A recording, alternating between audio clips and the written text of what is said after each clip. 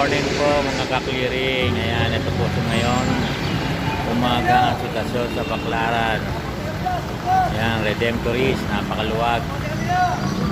Ayan. Napakaluwag po sa mga oras po na ito.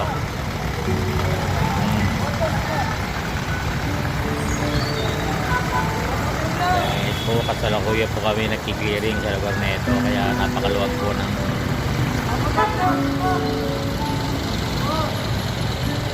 Baclaran, pati ilalim ng LRT. Yan, baksakan po ng luwag. Yan, pwedeng maglakad mga tao ng matiwasay, hindi na mga ano-ano mga iniilagan. Yan.